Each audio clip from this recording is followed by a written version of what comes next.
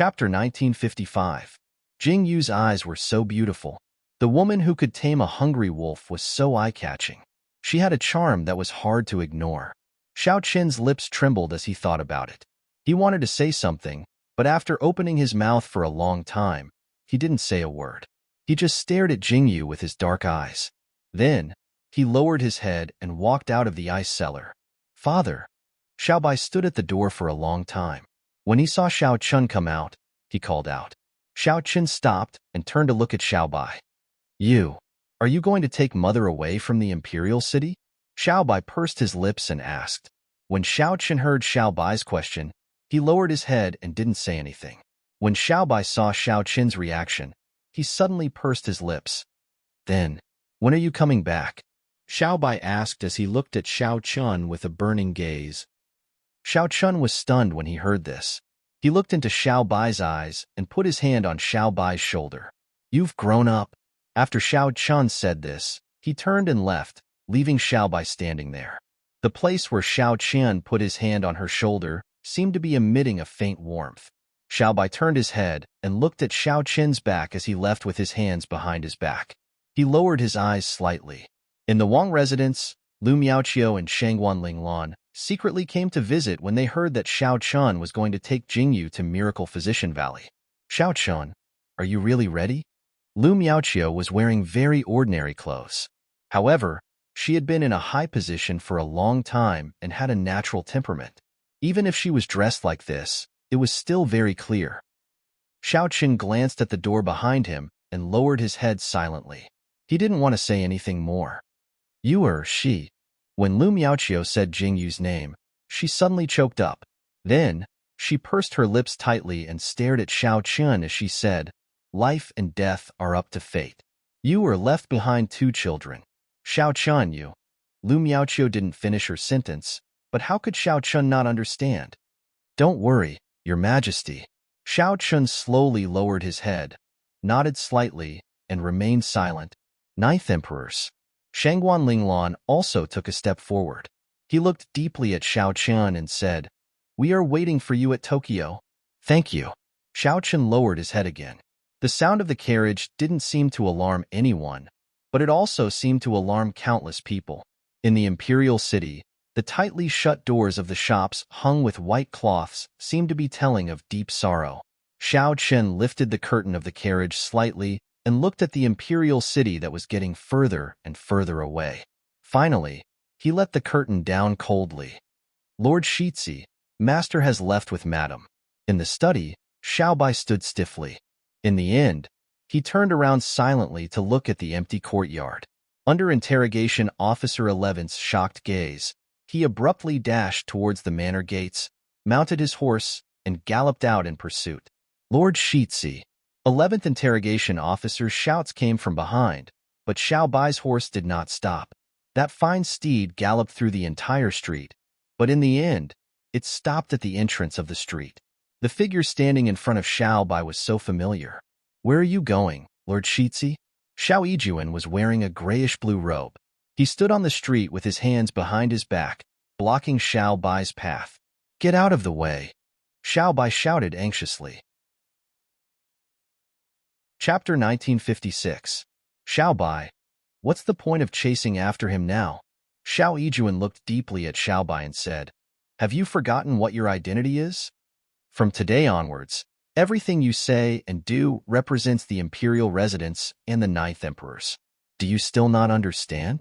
Xiao Yijuan's words were so calm, but it made Xiao Bai's expression change little by little. Lord Crown Prince. Behind him, Interrogation 11 also caught up. After seeing Xiao Yijuan standing in the middle of the street, he was momentarily stunned. Then he nodded politely. Let's return to the residence. Xiao Bai turned his head and stared deeply in the direction of the city gates. Finally, he lowered his eyes indifferently, reined in his horse, and turned to leave. Xiao Yijuan lowered his eyes indifferently, bowed to Xiao Bai and said, Farewell, Lord Crown Prince. Xiao Bai's face darkened, and he didn't say anything. Behind him, Interrogation 11 was completely confused and quietly followed behind Xiao Bai. After the 9th imperial concubine was buried, the 9th emperor's whereabouts were unknown. However, there were no changes in the imperial residence. For the first time, Xiaobai stood in front of everyone as the master of the imperial residence. Just like the ninth emperors, he was also dressed in black and was incomparably cold.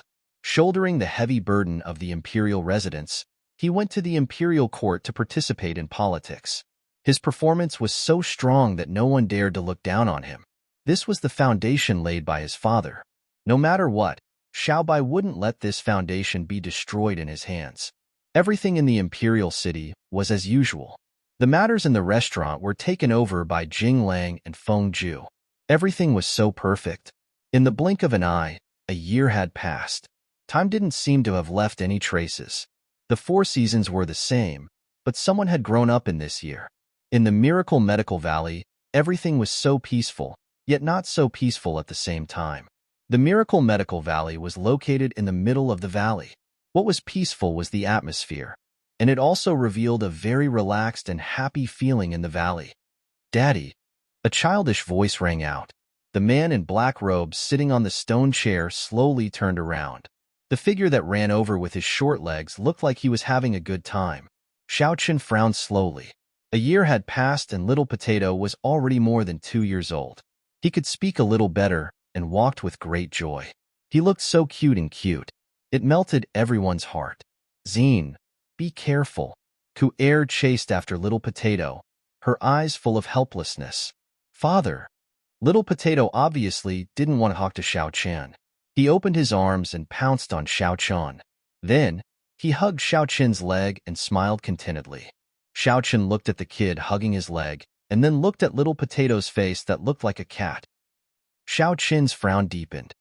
What did he eat this time? Xiaoqian turned to Ku'er and asked with a conflicted expression. "He ate some sweet potatoes. When I found out, he had already finished eating," Ku'er said helplessly. Xiaoqin's face darkened when he heard that. He looked at Little Potato rubbing against his leg and rubbing his face on Xiaoqin's clothes. Xiaoqin's face was cold. He reached out and grabbed Little Potato's collar and lifted him away. "Daddy, hug."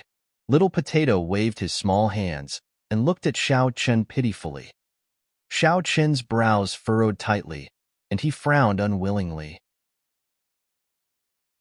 Chapter 1957. He looked at Little Potato, who was about to cry. After a moment of silence, he said helplessly, "You can't rub your hands on my clothes." After Xiaoqian said this seriously, he reached out and took Little Potato into his arms. Little Potato suddenly laughed. He hugged Xiaoqin's neck and kissed him. Suddenly, Xiaoqin's face was blushed. Xiaoqin's face instantly turned ugly. He reached out and wanted to pull Little Potato away, but the kid hugged him so tightly that he didn't want to let go. Xiaoqin sighed helplessly.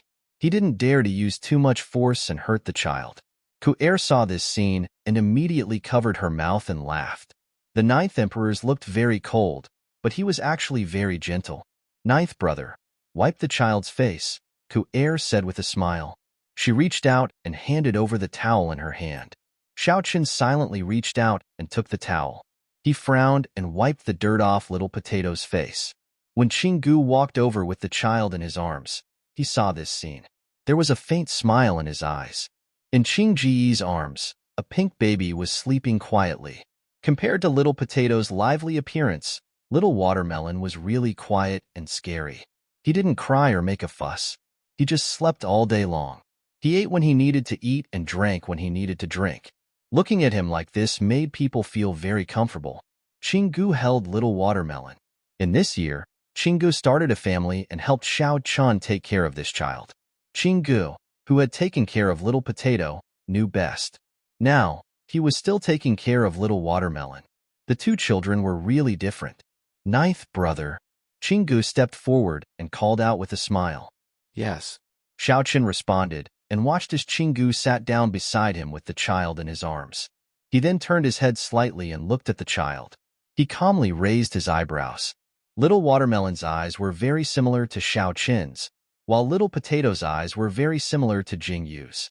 The temperaments of the two children were the same. One was very lively, while the other was very quiet.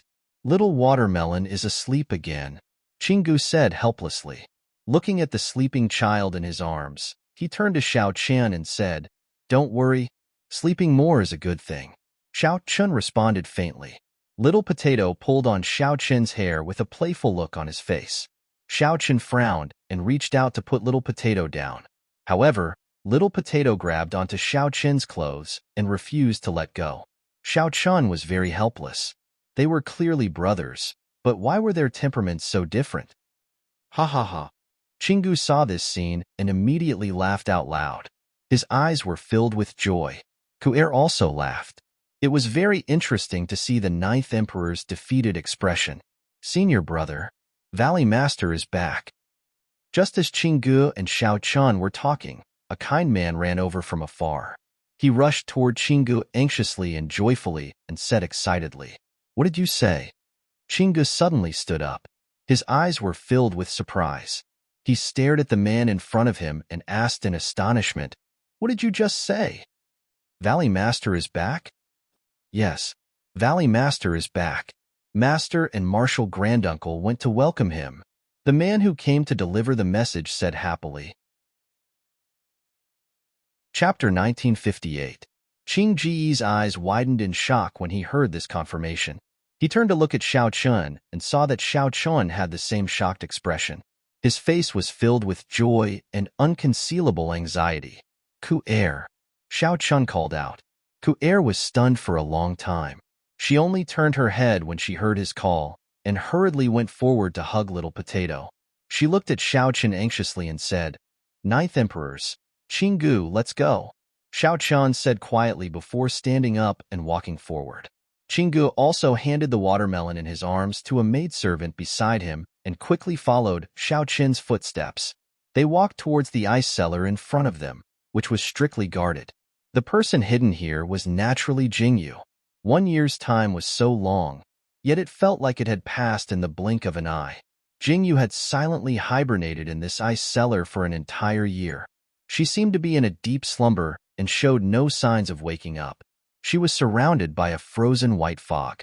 When Xiao Chen and Qinggu arrived at the ice cellar, Yuan Yang and Xue Hao were also there. Xue Hao, who had been traveling outside, seemed to have darkened a lot compared to when they first met. There was also a small beard on his chin, which made him look very comical. "Valley Master." Qinggu and Xiao Chen bowed slightly to Xue Hao. "Ninth Emperors, we meet again." Xue Hao bowed slightly to Xiao Chen. Xue Hao looked like he had rushed back from a long journey, but his dark eyes were still full of spirit. Xiao Chen nodded silently. "Yuan Yang has already told me the details." Xue Hao straightened his body slightly and said calmly, "I can save the Ninth Imperial Concubine's life." Xue Hao's words were like music to Xiao Chen's ears. When he heard Xue Hao's words, Xiao Chen's body couldn't help but tremble. He looked at Xue Hao emotionally and was about to speak when Xue Hao raised his hand to interrupt him. "However, I have a condition before I save her."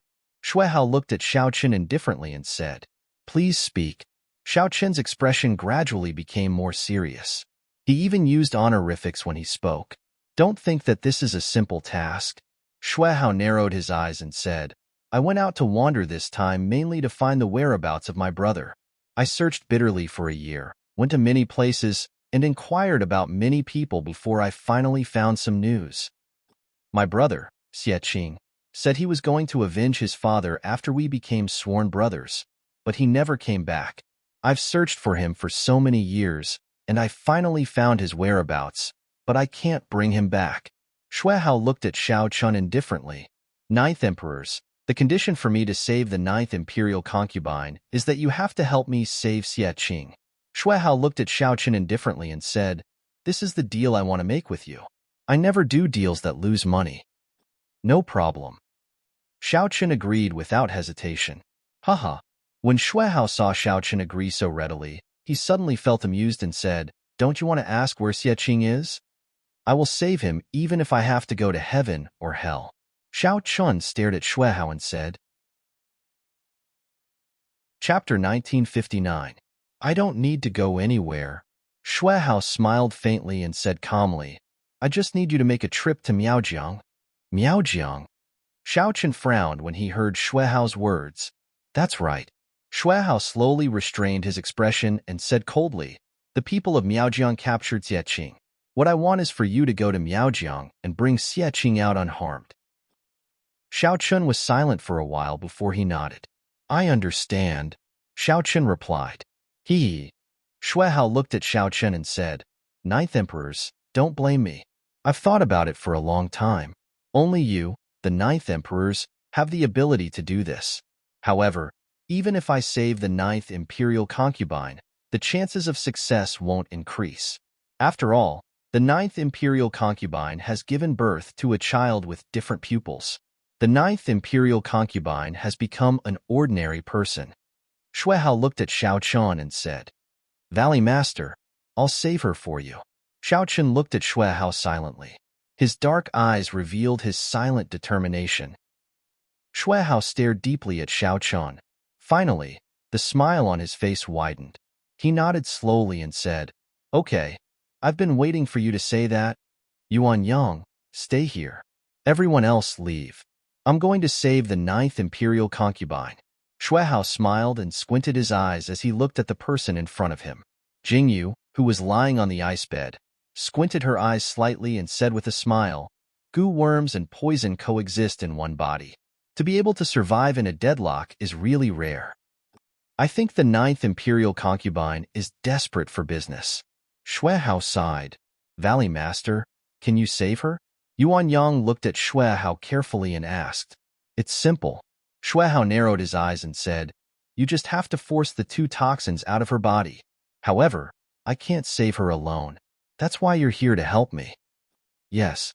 Yuan Yang's eyes widened when he heard Shui Hao's words. He bowed and nodded.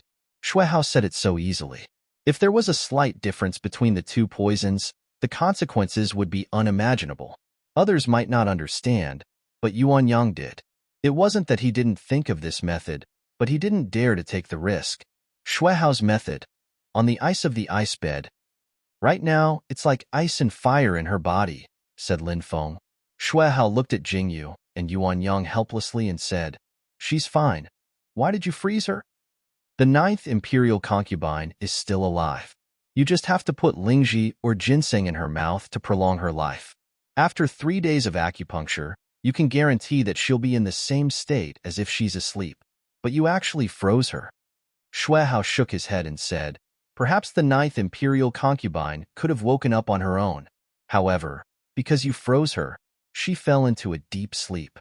Fortunately, Qinggu is still around to perform acupuncture. You also have to use a lot of spiritual herbs. Otherwise, she would have been frozen to death. Shui Hao shook his head. Yuan Yang, who was standing at the side, wiped his forehead when he heard Shui Hao's words. Chapter 1960. Yuan Yang shook his body violently. No wonder he always felt that he had done something wrong. Originally, he had thought that Jingyu was still alive and was about to wake up. However, the fight between the toxins in her body worried Yuan Yang a lot. That was why he had sealed Jingyu in ice. This would slow down the fight between the toxins in her body and buy more time for Jingyu. However, after hearing Shui Hao's words today, Yuan Yang broke out in cold sweat. Suddenly, Yuan Yang broke out in a cold sweat. If the ninth uncle knew that Jingyu had been asleep for so long, the ninth uncle would go crazy on the spot if he knew that Jingyu had woken up a long time ago. In the ice cellar, the temperature of the furnace slowly rose. Shui Hao squeezed Jingyu's arm. When he saw that Jingyu's stiff body was slowly recovering its softness, he heaved a sigh of relief. He closed his eyes and circulated his internal energy through Jingyu's body. It was as if he was stimulating the vitality in Jingyu's body bit by bit. The silver needles in his hand didn't stop, and he slowly moved them along the softening skin. Outside the ice cellar, Xiao Chun and Qinggu were waiting. There wasn't a single sound in the ice cellar. Xiao Chun's expression changed little by little. There was a faint emotion in his eyes that Qinggu couldn't see clearly.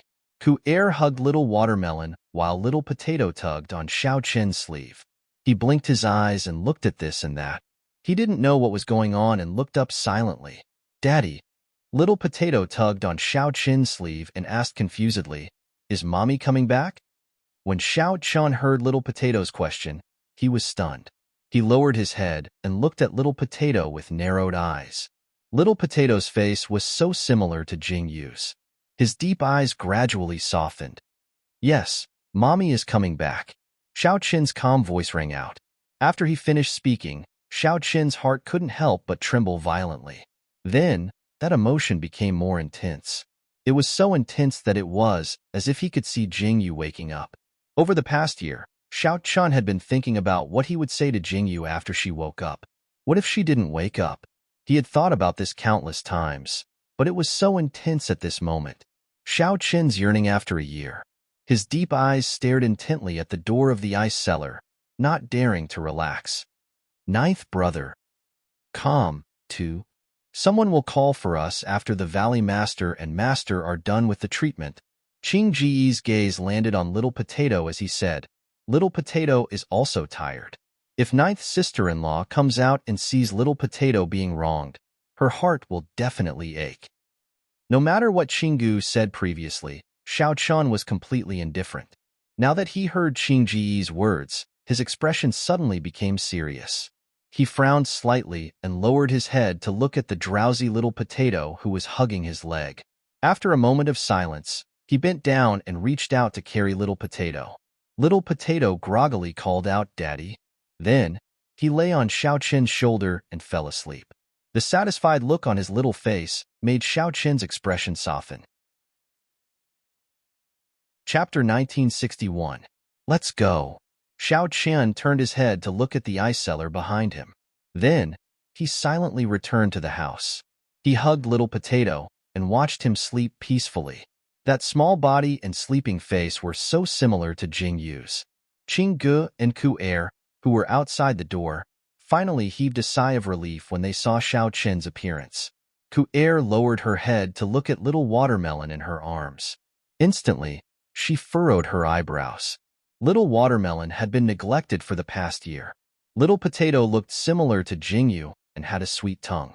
Little Watermelon, on the other hand, was just like Xiao Chun when he was young. He was also silent. When he woke up, he opened his pair of dark green eyes and looked around. That pair of dark green eyes made Xiao Chun furrow his eyebrows. When Little Watermelon woke up, he didn't even want to look at him. Obviously, Xiao Chun always felt that Jingyu became like this because she gave birth to Little Watermelon. Although Xiao Chun felt this way, there was one time when Little Watermelon was playing on the soft couch. He almost fell to the ground. If Xiao Chun hadn't been quick enough to catch him, he would have been done for. At that time, Qinggu and Ku-Er clearly saw the expression on Xiao Chun's face. That pair of dark eyes were filled with panic. He protected Little Watermelon with some lingering fear. However, it was only at that moment that Little Watermelon opened his eyes wide and looked at Xiao Chun. That was the longest look in the history of father and son. However, it was only for a moment. After that, Xiao Chun threw Little Potato back onto the soft couch. It seemed that nothing had changed. However, Ku-Er and Qinggu noticed that although Xiao Chun looked indifferent, he was constantly paying attention to these two children. There were countless times when he extended his leg to help Little Potato, who was learning how to walk, not fall. There were also countless times when he snatched sharp objects from Little Watermelon's hands. It was just that, in comparison, Xiao Chun doted on Little Potato more. Qinggu waved at Ku-Er. Then, he silently lit up the incense in the house.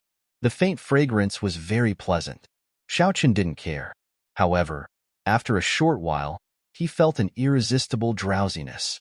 Perhaps it was because he knew that Jingyu would wake up, or because he had been worried for a long time, or perhaps it was because of this rare moment of peace. Xiao Chun looked at the child lying by his side and slowly closed his eyes. Over the past year, he had woken up from his dreams countless times. He had been unable to fall asleep while thinking about Jingyu. But now, at this moment, it was as if he had let go of everything and fell into a deep sleep. The fragrance in the house didn't disperse. The two figures, one big and one small, were sleeping so sweetly. Ku-Er carefully carried Little Watermelon in and placed him beside Little Potato. Little Potato opened his eyes in a daze and fell asleep again. The way Little Potato protected Little Watermelon with his small hands made Ku-Er's heart soften. She reached out to cover the three of them with blankets. Then, she quietly left. Asleep?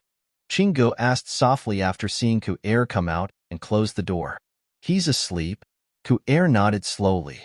There was a faint smile in her eyes as she said, "It really wasn't easy. The ninth emperor's, he's too tired." Chingu nodded slightly. He sighed and reached out to hold Ku'er's shoulder. This time, he used the medicine to make ninth brother fall asleep. He was discovered the last few times. However, perhaps it was because ninth brother knew that ninth sister-in-law would wake up this time, so he let go of his worries. Chapter 1962. Otherwise, it's useless. Chingu sighed deeply as he walked forward. "Ninth sister-in-law, you have to wake up soon." Chingu was incomparably resentful. This past year, he had been very tired, okay? Xiao Chuan had completely left the two children to their own devices. If it weren't for Chingu and Ku'er, the two children would have been raised by Xiao Chuan as savages.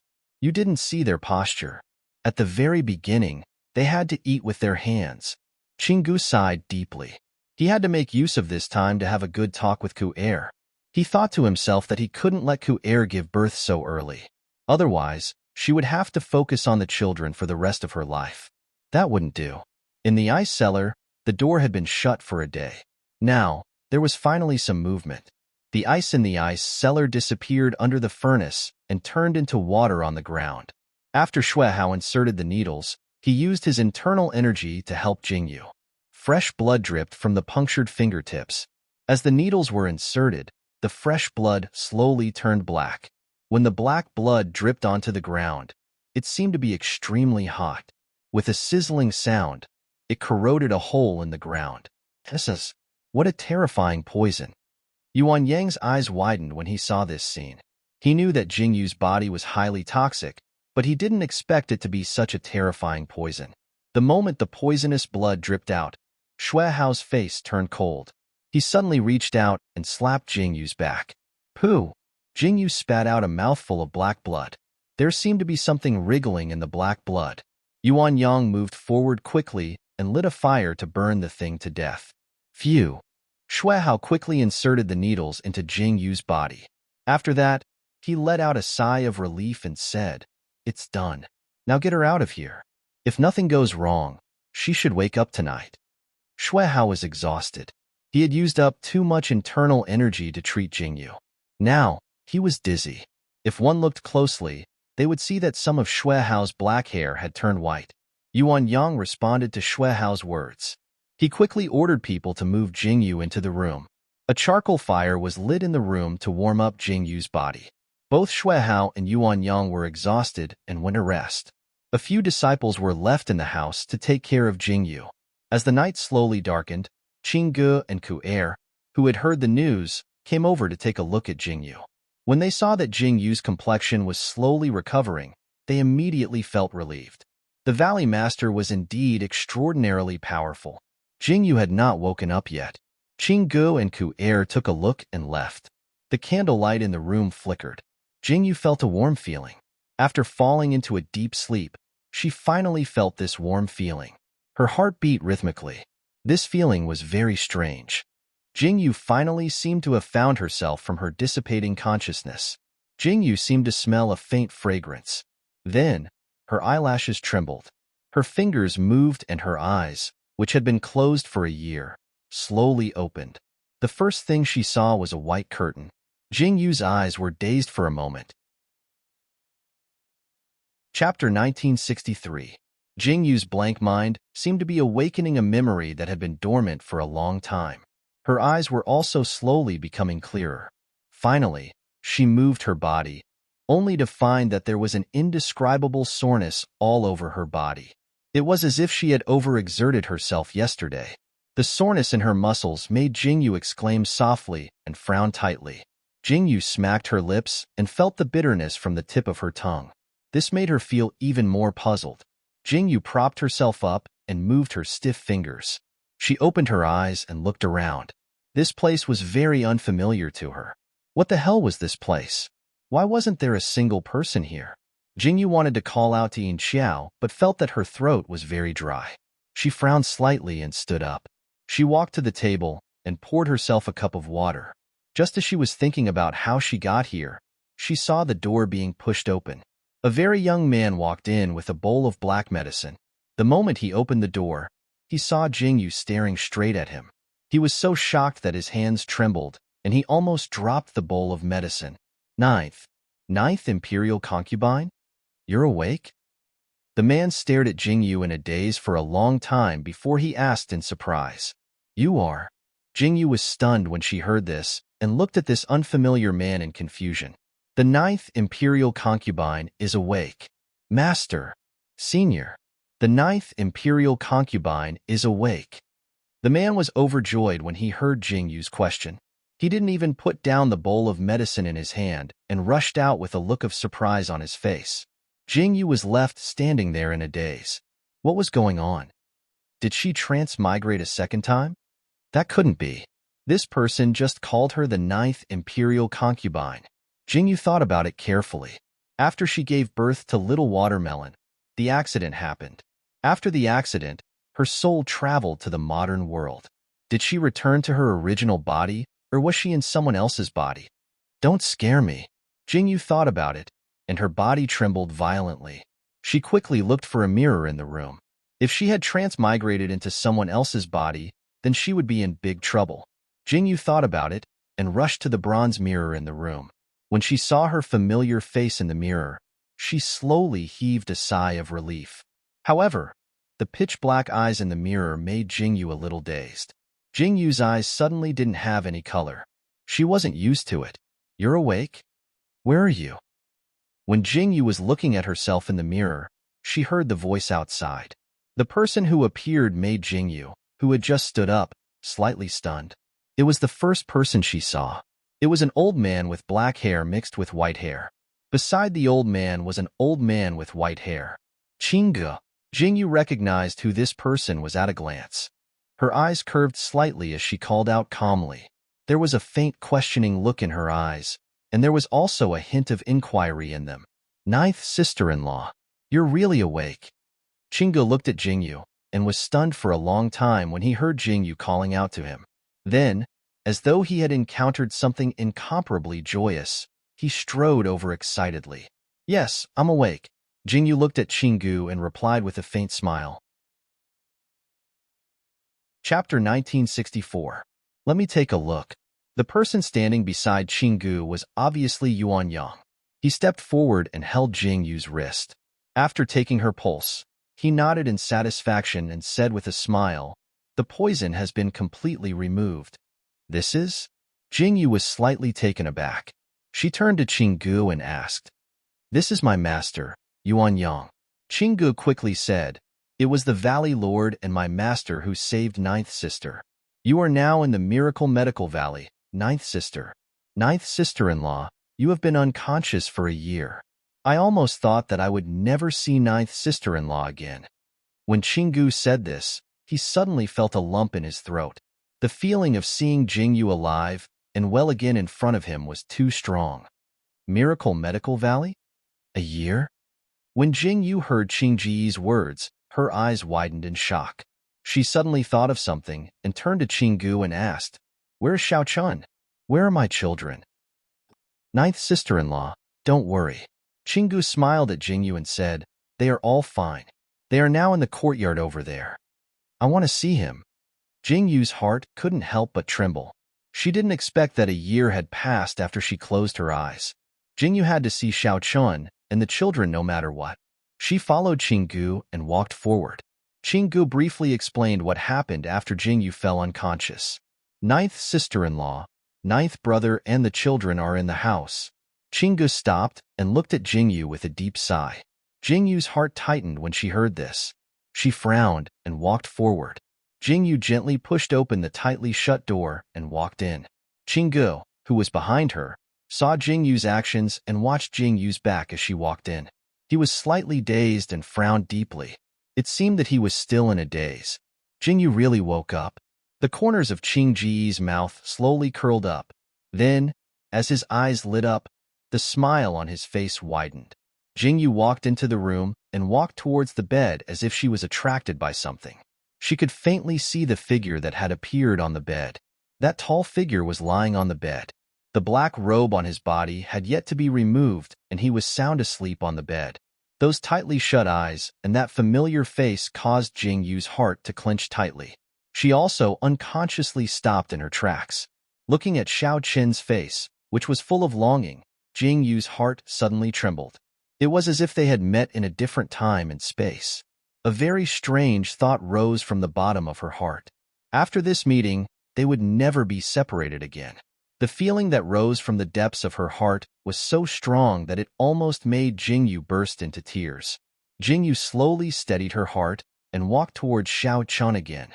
Looking at the sleeping Xiao Qian and the two small figures beside Xiao Chun, Jingyu's heart was violently attacked the moment she saw them. The two children were sleeping so soundly that Jingyu could tell at a glance which one was Little Potato and which one was Little Watermelon. Little Potato was carrying Little Watermelon, while Xiao Qin's large hands were protecting the two children. Chapter 1965. This scene was just like what Jingyu had imagined countless times. She just didn't expect Little Watermelon to be a boy. There was a faint smile on Jingyu's face, and the corners of her mouth curved up slightly. Jingyu looked at Xiao Chun and the two children in a daze. Just as she was about to reach out and cover them with the blanket, she realized that Xiao Qin's eyebrows moved slightly. Then, under Jingyu's gaze, Xiao Qin slowly opened his eyes. Those pitch-black eyes were as deep and serene as ever. He opened them calmly and saw Jingyu. Jingyu also looked at Xiao Qin. The two of them looked at each other quietly with a faint smile on their lips. The look in their eyes seemed to have calmed down at this moment. When the two of them looked at each other, neither of them spoke. "You are..." The look in Xiao Qin's eyes widened little by little. Then, he reached out and slowly stroked Jingyu's cheek. However, just as he was about to touch Jingyu, he suddenly stopped. Jingyu was slightly stunned. She looked at Xiao Qin's complicated gaze and watched as Xiao Qin's originally surprised expression slowly returned to normal. Then, he retracted his hand and closed his eyes again. Jingyu looked at Xiao Qin's actions and frowned in confusion. "So, what's going on now? Xiao Qin doesn't want to see me." Jingyu instantly frowned. Without thinking, she threw herself into Xiao Qin's arms. The force was so strong that Xiao Qin suddenly opened his eyes. He hugged Jingyu in his arms with some fear and opened his mouth for a long time without saying a word. "Xiao Qin, you're not dreaming." Jingyu looked at Xiao Qin, and her heart ached. If it weren't for her, how could Xiao Qin be like this? She thought that it was just a dream and didn't dare to touch it for fear that it would disappear. Jingyu looked at Xiao Qin, who was still in a daze, and frowned in dissatisfaction. Without thinking, she opened her mouth and bit his arm. Hiss! Xiao Qin immediately sucked in a breath of cold air. Looking at Jingyu biting his arm and blinking her eyes, a strange feeling arose in his heart. This was real. Jingyu was back. "You were..." Xiao Qin's throat felt dry as he called out to Jingyu nervously. "Xiao Qin." Jingyu arched her eyebrows and looked at Xiao Qin. Her dark and bright eyes emitted a dazzling light under the candlelight.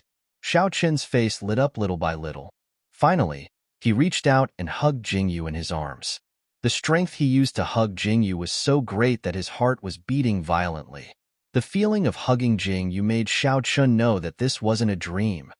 "Xiao Qin, my bones are going to be broken by you." Jingyu couldn't hold it in any longer and said as she pushed Xiao Qin's body. Xiao Qin reluctantly let go and looked at Jingyu with shining eyes. Suddenly, he smiled. That smile and those moist eyes made Jingyu's heart ache slightly. She reached out and hugged Xiao Qin's waist. You're finally back." Xiao Qin's heart was filled with satisfaction at this moment. Separated by life and death, he had regained what he had lost. What kind of feelings did he have when he spent the past year? Jingyu's heart ached when she thought of this. Chapter 1966. Xiao Chun, I'm back. I won't leave again. Jingyu hugged Xiao Chun contentedly and said, "This is my home. I only want to be with you." When Xiao Chun heard Jingyu's words, he tightened his grip on Jingyu. He buried his head in Jingyu's neck and smiled. While Xiao Chun and Jingyu were hugging, the two little guys next to them opened their eyes. "Daddy." Jingyu was startled by their childish voices. She sat up and looked at Little Potato, who was sitting up.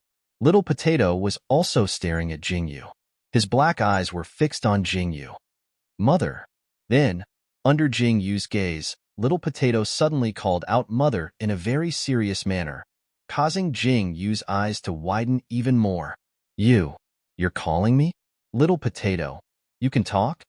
Jing Yu's eyes were filled with joy. She reached out and hugged Little Potato in her arms.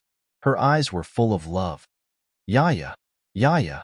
Just as Jing Yu was hugging Little Potato, Little Watermelon crawled over from the bed. His green eyes were looking at Jing Yu, and he was babbling something. Little Watermelon. Jing Yu also carried Little Watermelon over. Looking at the two children in her arms, Jing Yu's eyes were filled with emotion. They had grown up. Little Potato and Little Watermelon both stared at Jing Yu curiously. Just when Jing Yu wanted to play with the children, Xiao Qian, who was on the side, took the two children away in dissatisfaction and reached out to hold Jing Yu in his arms. He hadn't hugged them enough yet. How could he let Jing Yu take care of the children? Stop fooling around. Let me take a good look at the children. Jing Yu was full of joy. Xiao Qian's face darkened when he heard that. Was he not as good-looking as the children? This realization made Xiao Qian very vigilant. He looked at Little Potato and Little Watermelon with his dark eyes. They were so small. Xiao Qian was really worried that he would accidentally crush them to death. What was there to look at? However, the two children ignored him and crawled into Jing Yu and Xiao Qian's arms. Jing Yu and Xiao Qian played with the children for the whole night. It wasn't until the second half of the night that the two children tired out and fell asleep. Jing Yu was very satisfied when she saw the children fall asleep. She carefully closed the door. She and Xiao Qian went asleep on the soft couch in the outer room. Xiao Qian had slept for the whole afternoon, so he naturally didn't feel sleepy. However, Jing Yu wasn't so energetic. She fell asleep in Xiao Qian's arms in a daze. Xiao Qian stared at Jing Yu closely. Looking at Jing Yu's face and listening to her weak breathing, his heart was beating. Xiao Qian didn't dare to close his eyes or sleep peacefully. He just looked at Jing Yu quietly. He wanted to confirm that Jing Yu was really back. She was really back by his side. Now that she was asleep, Jing Yu would open her eyes if he called out to her. You are. Xiao Qian called out deeply. Jing Yu didn't wake up. Xiao Qian panicked and hurriedly called out again. Jing Yu opened her sleepy eyes and looked at Xiao Qian. When Xiao Qian saw Jing Yu open her eyes and hear her sleepy voice, he slowly heaved a sigh of relief. He reached out and hugged Jing Yu. Chapter 1967. I'm fine, let's sleep. Xiao Qian gently kissed Jing Yu's forehead and relaxed his body. At this moment, the thought in his heart became so real. Jing Yu had really returned. She had returned to his side in one piece. This time, she would never leave again. Early in the morning, Xiao Qian abruptly woke up from his dream. Last night, he had a very vivid dream. In his dream, Jing Yu had returned. Xiao Qian was slightly dazed. Just as he was about to reach out and rub his forehead, he realized that his arm was pressed down by someone. Xiao Qian's body stiffened slightly. When he turned his head, he saw that Jing Yu was sleeping peacefully beside him. Just like the countless times she had woken up, Jing Yu was sleeping peacefully with her head resting on his arm. Xiao Qian's eyes widened slightly. Last night's memories came flooding back. So, it wasn't a dream. Thinking of this, Xiao Qian's heart trembled uncontrollably. He looked deeply at Jing Yu's sleeping face and reached out to caress Jing Yu's face. When he touched her face, it was soft and warm, unlike the bone-chilling cold he felt in the ice cellar. Oh! Jing Yu slowly opened her eyes and saw Xiao Qian's burning gaze. She faintly curved her eyebrows and reached out to hug Xiao Qian. She snuggled into Xiao Qian's embrace and said contentedly, I'm hungry. Okay. Xiao Qian's face also had a faint smile. When he got up with Jing Yu, his gaze never left Jing Yu as he put on his clothes. Why do you keep staring at me like that? After Jing Yu tidied herself up, she frowned and looked at Xiao Qian with a conflicted expression. The child is awake. Xiao Qian didn't say anything. Instead, he turned his head and looked into the room. Okay. Jing Yu responded and walked into the room. The two children were indeed awake. However, they didn't cry or make a fuss. This made Jing Yu's eyebrows curl up in amusement. Looking at the two children playing happily on the bed, she shook her head helplessly. She reached out to put on their clothes. Then, Qing Gu and Ku Er's voices sounded from outside. Jing Yu turned her head, and saw Ku-er walking in. Ninth Imperial Concubine. When Ku-er saw Jingyu, her eyes lit up in surprise and joy. She walked over with a face full of joy. Ku-er, long time no see.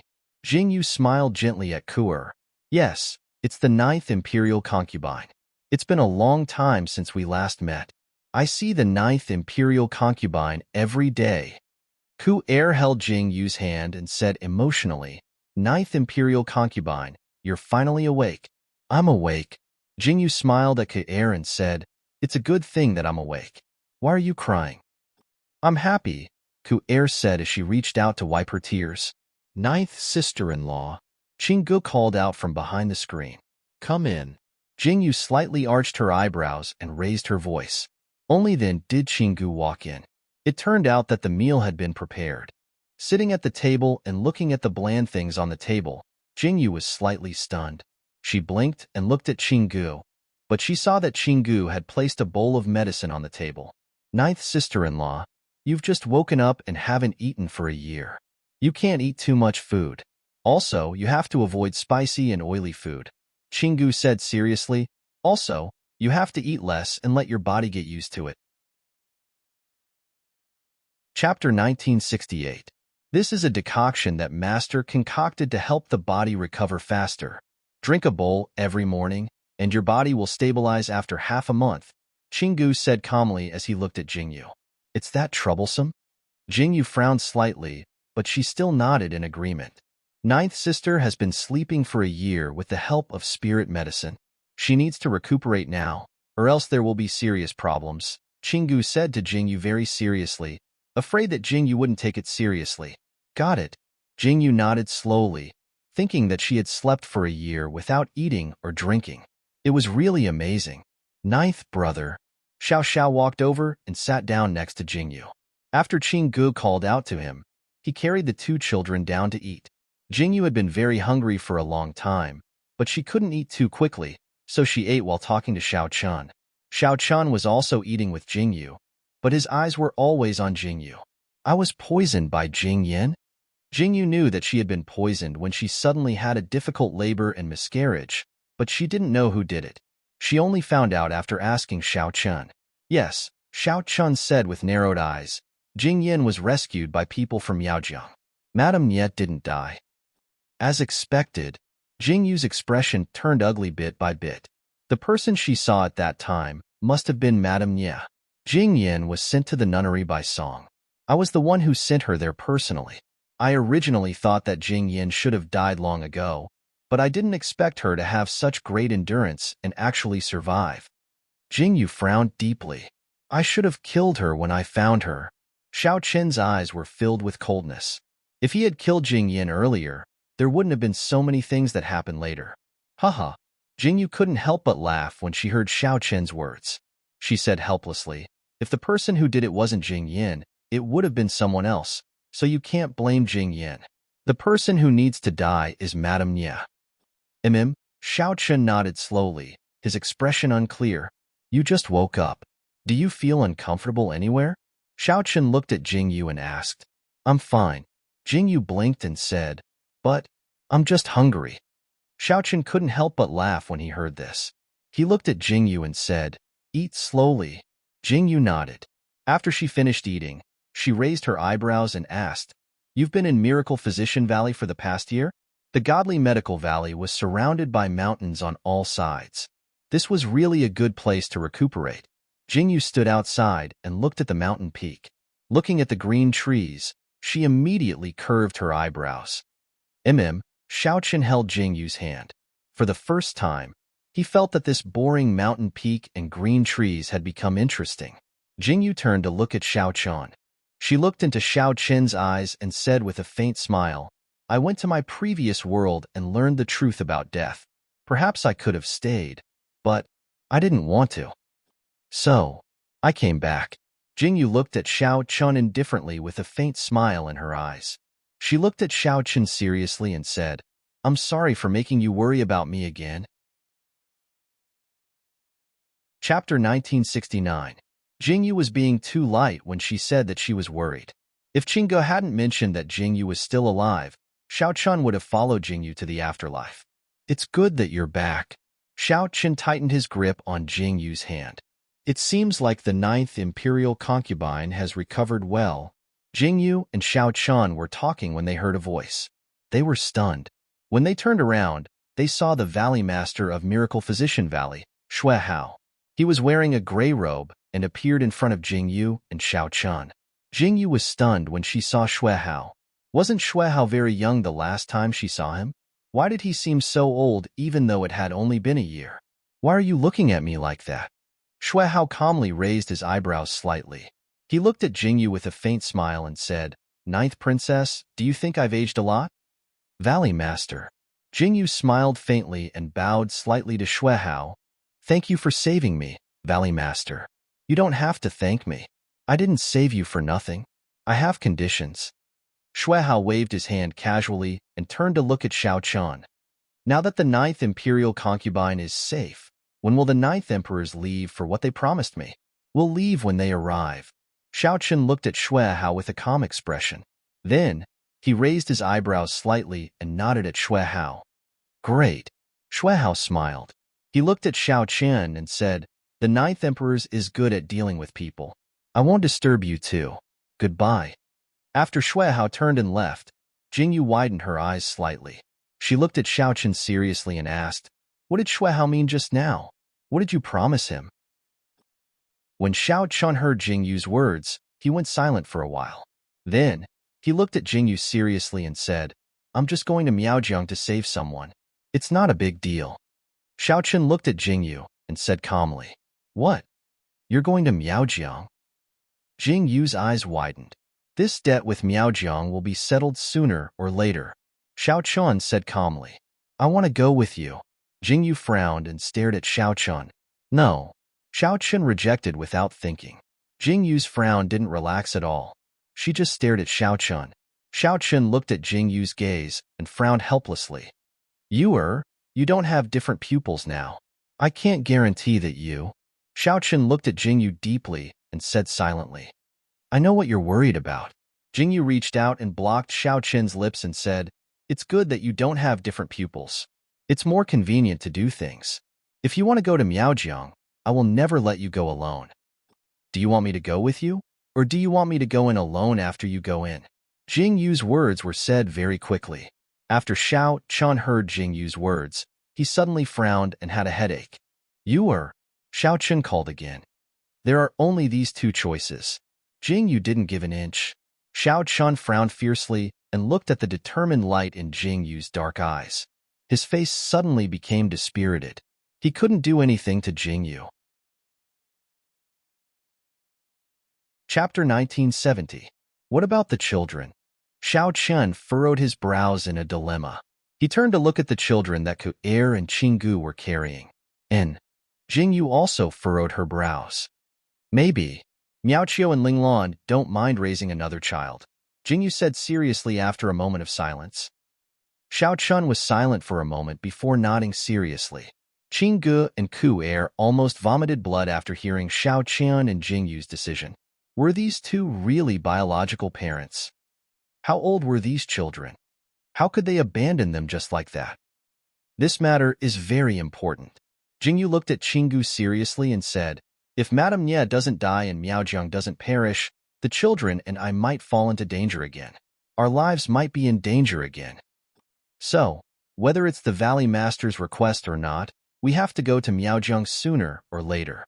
Jingyu sat on the chair and looked at Qinggu and Ku Er silently. "If we go to Miaojiang and fight directly, it might be the best result. Protecting the children behind us and not letting them get hurt is the only thing we can do now." After Jingyu said that, Qinggu immediately furrowed his brows and looked at Jingyu, Xiao Chun, and the two children. He suddenly felt so sad. There were so many things that happened one after another. Looking at all these things, Jingyu and Xiao Chun couldn't live well with the children. This time, Miaojiang attacked Jingyu and almost killed Jingyu and her children. Jingyu was right. They had to dig up the roots when cutting weeds. Killing one Jingyan was far from enough. If Madame Nye didn't die and Miaojiang didn't perish, this disaster wouldn't end. "How do you plan to take the children back?"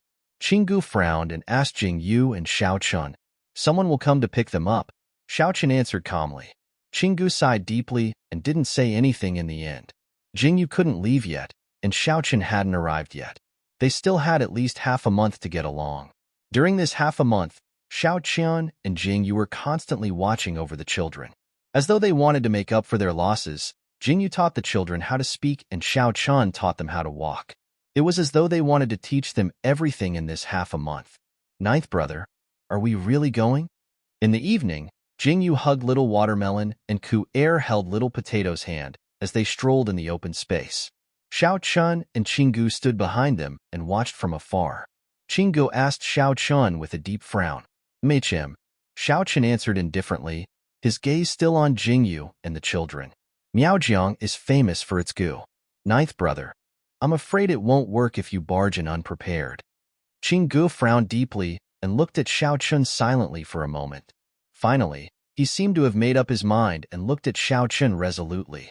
I'll go with you. Xiao Chun suddenly stopped walking and turned to look at Qinggu with a frown. His brows were filled with displeasure. Qinggu, you're already married and have a career. No matter what decision you make, you should think about your wife. After Xiao Chun finished speaking, he turned and walked toward Jing Yu. Qinggu was stunned when he heard Xiao Chun's words. Chapter 1971. Turning his head to look at Ku Er's tactful smile, he suddenly fell silent. Qinggu was very clear that Jing Yu and Xiao Chun were not going to play. They were going to do something important and could lose their lives at any moment. When the sky turned dark, Jing Yu coaxed the child to sleep. Only then did she heave a sigh of relief and return to her room to change her clothes. I haven't trained in a long time. Xiao Chun, come and spar with me. Jing Yu changed into light clothes and smiled at Xiao Chun. Her pitch-black eyes were filled with amusement. Reaching out to pick up the spoon on the table, she smiled at Xiao Chun and said, "This is my weapon." When Xiao Chun heard Jing Yu's words, he immediately raised his eyebrows in amusement. With a faint smile on his face, he calmly said, "Okay, I've been wanting to spar with you for a long time." Jing Yu was very eager to give it a try. She had seen Xiao Chun's skills and Jing Yu's abilities. Since she was going to be a sparring partner, Xiao Chun naturally couldn't act rashly. Outside the room, Xiao Chun and Jing Yu stood opposite each other. Jing Yu played with the dagger in her hand and narrowed her eyes slightly. Xiao Chun stood with his hands behind his back. His black robes fluttered in the wind. Jing Yu suddenly tightened her grip on the spoon in her hand and nimbly turned her body. Her petite body didn't pause at all as she fought with Xiao Chun. Even when facing Xiao Chun, Jing Yu's attacks were filled with killing intent. Her pitch-black eyes were filled with iciness, and every move she made was fatal. Xiao Chun's face was also filled with seriousness. He was constantly defending and didn't attack at all. Pay attention. Xiao Chun was silent for a moment, then suddenly reached out to grab Jing Yu's wrist and launched an attack. Jing Yu and Xiao Chun were locked in a fierce battle. Qinggu, Ku Er, and the others were watching with great interest. Although they couldn't tell who was the winner after watching for a long time, they didn't know why they felt that it was very fun to watch these two fight. Guess who won? The commotion here had successfully attracted the attention of the other disciples in the Miracle Medical Valley. When they saw Jing Yu and Xiao Chun fighting, all of them widened their eyes and asked curiously, "Is there a need to ask?" "It's definitely the 9th Emperor's." A person beside him answered seriously, "I think it's the 9th Imperial Concubine." Another person shook his head firmly and said, "The 9th Emperor's must have given way to the 9th Imperial Concubine. Therefore, the winner must be the 9th Imperial Concubine." That's right, that's right. When this sentence was said, there was instantly a chorus of agreement. The 9th Emperor's is so considerate towards the 9th Imperial Concubine. The winner must be the 9th Imperial Concubine. Everyone agreed that Jing Yu was the winner. However, when Qinggu heard this, he shook his head seriously. The 9th Emperor's wasn't someone who would go easy on a woman. Qinggu sighed and shook his head as he continued to watch silently. "Aya, I don't want to fight anymore. I don't want to fight anymore." Jing Yu loosened her grip slightly and took a step back while panting. You've died 35 times. Xiao Chun looked at Jing Yu and said seriously. You've also died 21 times. Jingyu glared at him. Her unhappy expression made Xiao Qin's eyebrows curl slightly. Then, he said happily, to be able to achieve such a result in my hands is already very good. Chapter 1972. Xiao Chun. Jingyu gritted her teeth and pounced on Xiao Chun without using any techniques. Be careful. Xiao Chun quickly reached out to support Jingyu. Without hesitation, Jingyu wrapped herself around Xiao Chun. She looked at Xiao Chun proudly and said, "Now you've been chopped into 8 pieces." Xiao Chun looked at Jingyu with a faint smile in his eyes. The corners of his mouth curled up slightly as he said, "Yes, I've chopped you into 8 pieces." You. Jingyu looked at Xiao Chun's serious expression and felt a burst of anger. She turned around and followed Xiao Chun back into the house. After the first day, a few days passed. After Jingyu and Xiao Chun coaxed the children to sleep, they would fight in the courtyard as if they were practicing their moves. How many days had it been? Jingyu had not won even once. This thought almost drove Jingyu crazy. Why can't I beat you? Jingyu swung her wet hair and looked at Xiao Chun with a conflicted expression. When Xiao Chun heard Jingyu's words, he went silent for a moment. Then, he frowned seriously and said, "You're doing very well." In Xiao Chun's opinion, it was normal that Jingyu couldn't beat him. However, when Jingyu heard Xiao Chun's words, she became even more conflicted. "No, I must beat you," Jingyu said with determination. When Xiao Chun saw Jingyu's expression, he raised his eyebrows in amusement. "Okay." Then, Xiao Chun calmly agreed. He reached out and pulled Jingyu over. Then, he gently helped Jingyu dry her hair. The house was silent. Jingyu lazily leaned on Xiao Chun's body. She slightly raised her eyebrows, and there was a faint smile in her eyes. "Xiao Chun, do you have any other plans for entering Miaozhong?" Jingyu looked up at Xiao Chun and asked. "No." Xiao Chun's hand paused slightly when he heard this. He silently replied, "It's not easy to enter Miaozhong." Jingyu turned around and sat up straight. She looked at Xiao Chun seriously and said, "Don't you want to consider looking for Fengling?" When he heard this, Xiao Chun suddenly frowned. "If he wants to go, he will come to us," Xiao Chun said calmly. He reached out and hugged Jingyu's waist. He deeply hugged Jingyu and said with a deep frown, "I'm worried about you. Xiao Chun, you underestimate me too much." Jingyu slightly raised her eyebrows as if she knew what Xiao Chun was worried about. "Even though my otherworldly pupil is gone, what difference does it make?" Jingyu shrugged indifferently. She looked at Xiao Chun seriously and said, "Don't worry, I'll be fine." "Okay."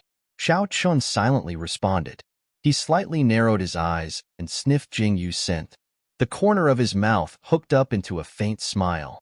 He leaned over and kissed Jingyu's lips and said, "The most important thing now is to have a good rest."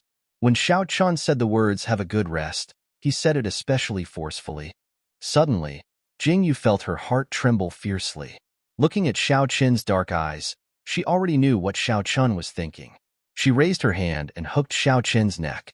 The sleeve slid down, revealing Jingyu's white wrist. A pair of dark eyes, under the dim candlelight, flashed with a very seductive light. Her body, which was only wearing an undergarment, was so curvaceous. Chapter 1973. Xiao Chun frowned unhappily and kissed her fiercely before calming down. Jingyu snuggled under the blanket contentedly. When she woke up, the sun was already high up in the sky. Jingyu took care of herself and looked at the scorching sun outside. She frowned slightly. Xiao Chun brought in the food. After Xiao Chun and Jingyu ate and drank to their fill, Jingyu trained at the side. Training under the scorching sun was unbearable for the onlookers. Xiao Chun also accompanied Jingyu to train. Jingyu had been doing this for the past few days. Jingyu did not have anything to rely on after her abnormal pupil disappeared. She could only rely on her assassination skills. In this era without guns, it was not a bad thing for Jingyu. "Ninth sister-in-law, what are you doing?" When Qinggu arrived at the courtyard, he saw Jingyu holding the bow and arrow. He immediately walked over curiously and asked Jingyu, "What are you doing?" "The string of this bow is no longer working." Jingyu cut the string of the bow as she spoke. She frowned and asked, Do you have any extra strings?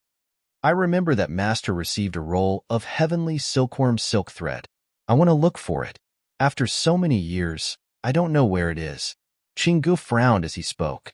He stared at Jingyu and said, Ninth brother, ninth sister-in-law, come and take a look.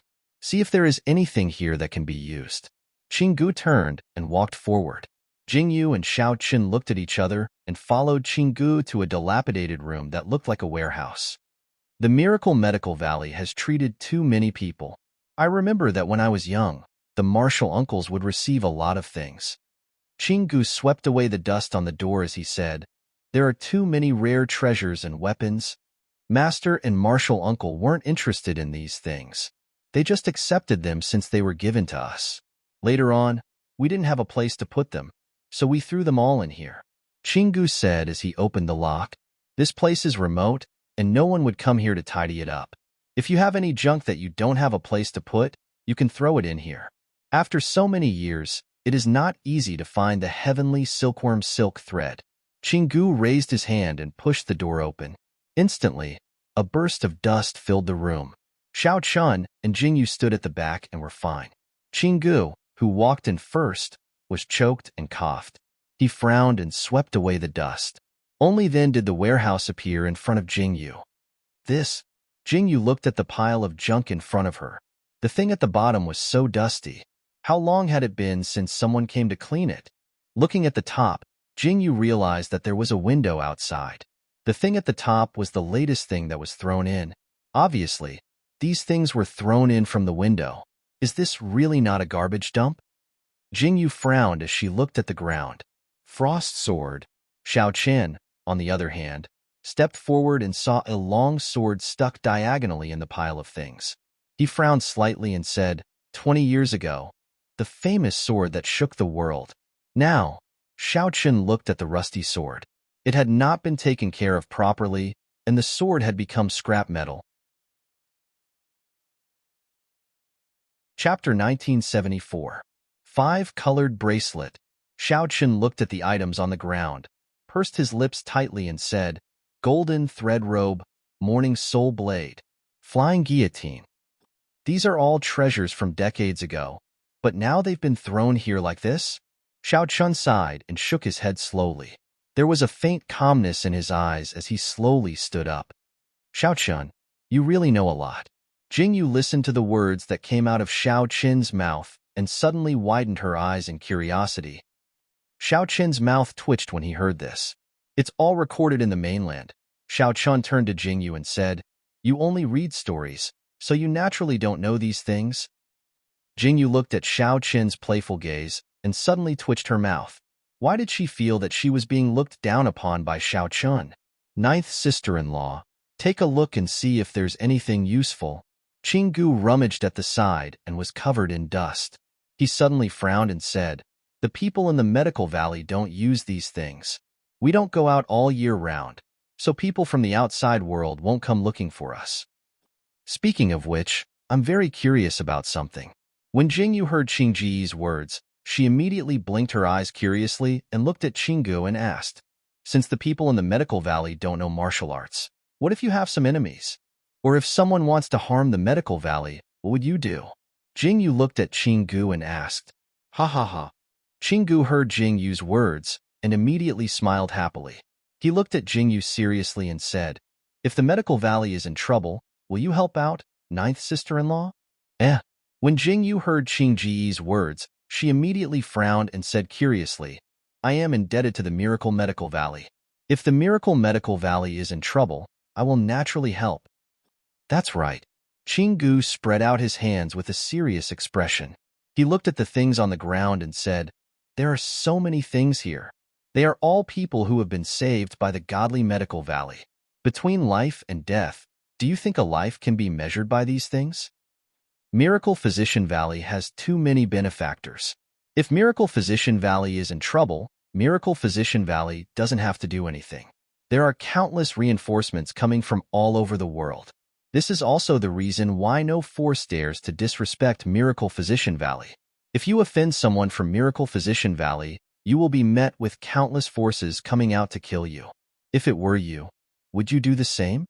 Qing Ji's words were very calm. Jingyu was stunned when she heard what he said.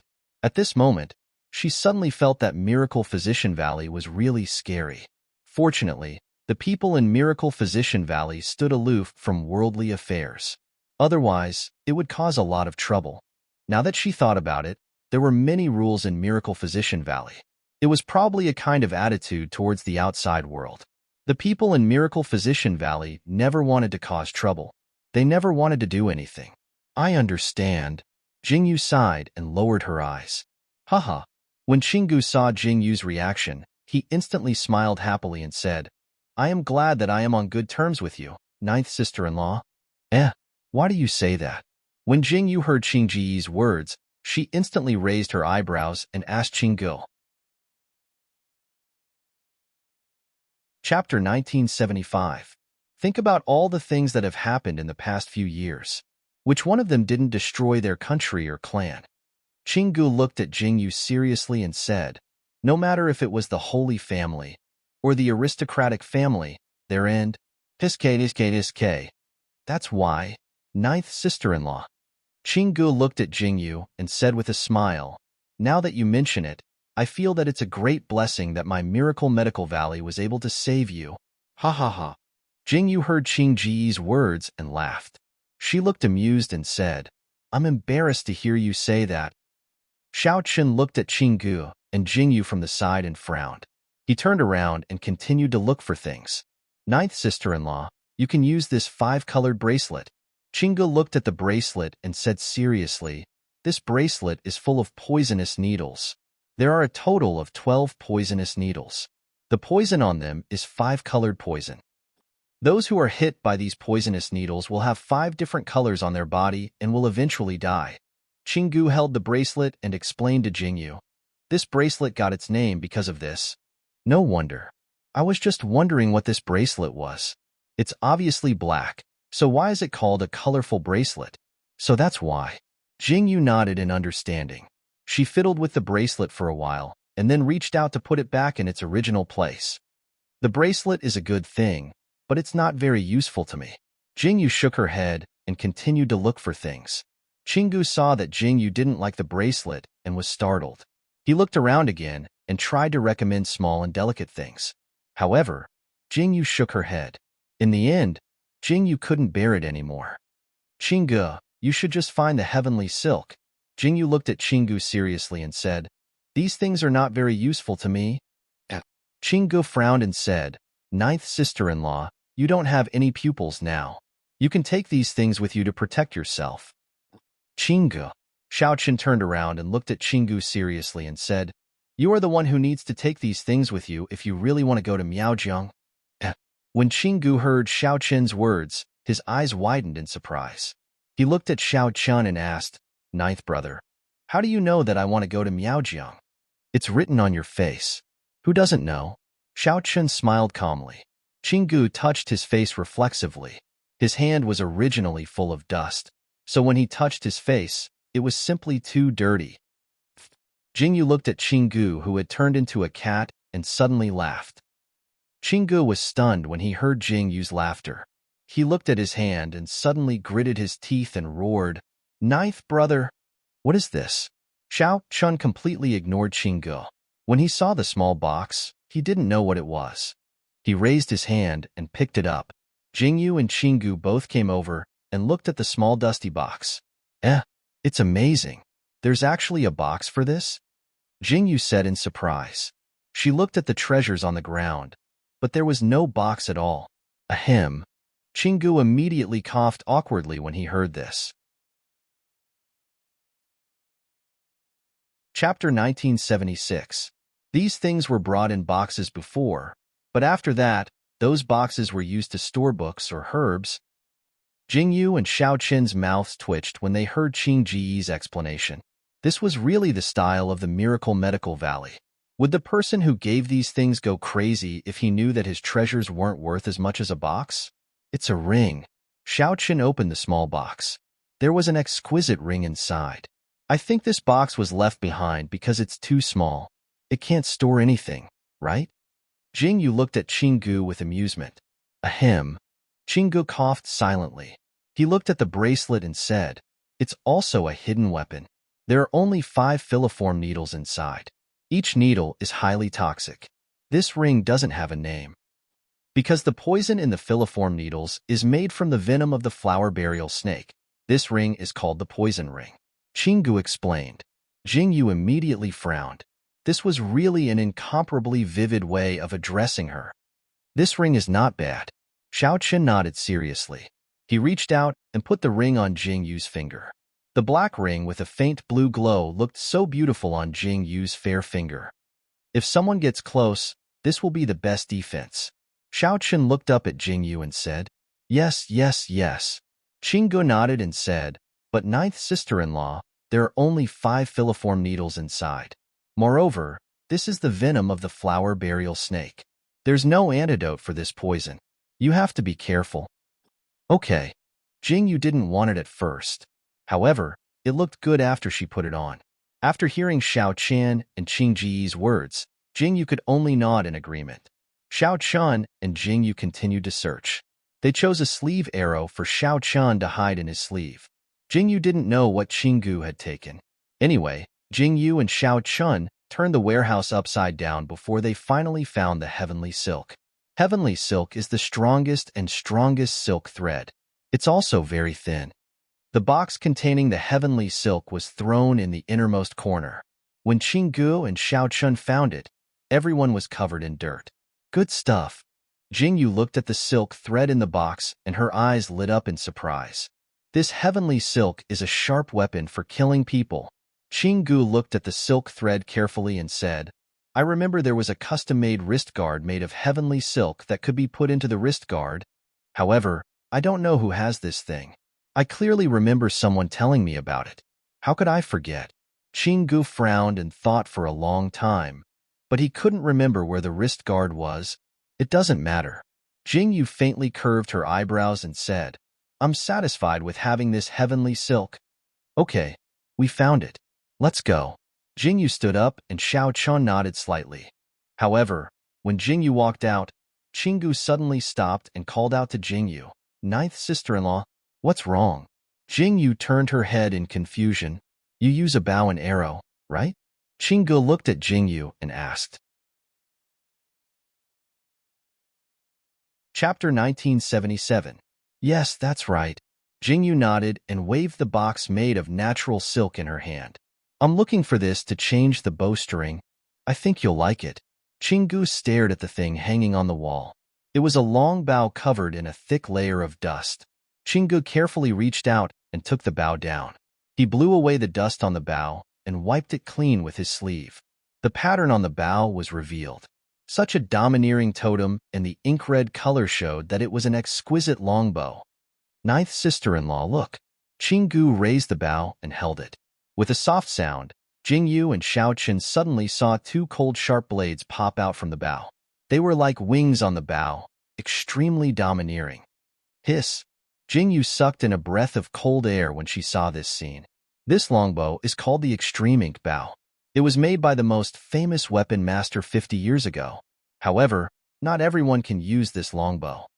Qinggu said seriously, "If this longbow is used properly, it can be used to assassinate from a distance and kill people in close combat. The bowstring is made of natural silk. It's a sharp weapon for killing people." Qinggu touched the longbow gently and faintly said, "Master said that this was left behind by my father before he died. I've been thinking about who can use this longbow. Now it seems that ninth sister-in-law is the most suitable one." Qinggu looked at Jingyu with emotion and handed the longbow to her. Jingyu reached out and took it. The moment she held the longbow, Jingyu suddenly felt an incomparable killing intent. "Good bow." Jingyu praised deeply. This longbow was obviously stained with blood. "Ninth sister-in-law, come with me. I remember that I still have arrows in my room." Qinggu looked at Jingyu's fondness and frowned with satisfaction. He led Jingyu and Xiao Qin outside. Jingyu and Xiao Qin looked at each other and followed. Qinggu went into his study and rummaged around. It seemed that he had forgotten where this thing was. Jingyu and Xiao Qian stood at the door and waited. Ku'er came over with little watermelon. When she saw Jingyu and Xiao Qian, she raised her eyebrows. "What is Qinggu looking for?" Ku Er looked at Jingyu and Xiao Qin's dusty appearance, then looked at the longbow in Jingyu's hand. She immediately raised her eyebrows and asked in confusion, Ku Er, you came at the right time. Qinggu, who was rummaging in the room, saw Ku Er and asked happily, do you still remember the arrow feather that I found when I was tidying up the room? Where did you put it? Arrow feather? Ku Er was slightly surprised. She looked at Qinggu and said, didn't you throw it under the bed? That's right. Qinggu suddenly realized and hurriedly ran into the room. Jingyu and Xiao Qin both frowned. This guy was really... When Qinggu came out, he was carrying a large box. He quickly walked in front of Jingyu and Xiao Qin and said happily, I found it. This is it. Ninth sister-in-law, look. Qinggu took out the arrow feather as if he was presenting a treasure. Jingyu looked at the arrow feather in a daze. Chapter 1978. Could it be that this wasn't an ordinary arrow feather that couldn't be more ordinary? Jingyu frowned in confusion. She looked at the arrow feather in front of her and looked at Qinggu strangely. Qinggu took out the arrow feather from the box and handed it to Jingyu. Ninth sister-in-law, look carefully. Jingyu looked at Qingji's serious expression and frowned slightly. She reached out to take the arrow feather and looked at it carefully. Finally, Jingyu discovered that this seemingly intact arrow had actually cracked? No, it didn't seem to be as simple as cracking. Ninth sister-in-law, try to shoot an arrow. Qingji's lips curled into a smile as he instructed Jingyu, be sure to aim properly. Shoot at that tree. Okay. Jingyu nodded slightly. Don't use too much strength. Qinggu said again silently. Jingyu nodded slightly and held the arrow up. She suddenly shot it out. The arrow streaked across the sky and under Jingyu and Xiao Qin's stunned gaze. The arrow split into 3 in midair. It was firmly nailed to the trunk of the tree. Hiss! Jingyu looked at this scene and suddenly sucked in a breath of cold air. This isn't 1 arrow, it's 3. Qinggu looked at Jingyu and Xiao Qin's expressions and nodded with satisfaction. Seeing that Xiao Qin and Jingyu were so shocked, Qinggu raised his head proudly. Good heavens! Jingyu ran to the trunk and saw that there were 3 arrows firmly nailed to the tree. Probably because Jingyu didn't control her strength well, only 1 arrow was nailed to the trunk. As for the other 2 arrows, one had pierced through the bark and was stuck slanted. The other arrow was hanging on the bark and would fall at any time. Jingyu looked at the 3 arrows and raised her hand to pull them out. She then realized that the arrow feather was split and had a different shape. It wasn't round. So the arrow feather gate is here. Jingyu's eyes lit up. Qinggu and Xiao Qin also walked over with faint smiles in their eyes. Ninth sister-in-law, what do you think of this gift? Qinggu looked at Jingyu with a smile and said, this set of bow and arrows was made by the most famous weapon event. No one used it before, but now it has finally found an owner. Qinggu, this is what your father left for you. Jingyu frowned and said, although she liked it very much, when she thought that Qingji's father had left it for him. Haha. Qinggu looked deeply at Jingyu and said, if my father knew that this treasure had found an owner, he would be very happy. Ninth sister-in-law, this thing is suitable for you. Jingyu opened her mouth and wanted to say something, but she was stopped by Qinggu. He looked at Jingyu seriously and said, Ninth sister-in-law is half a teacher to me. If you don't want to accept it, why don't you promise me one thing? Qinggu seemed to have thought of something and asked Jingyu carefully. Go ahead.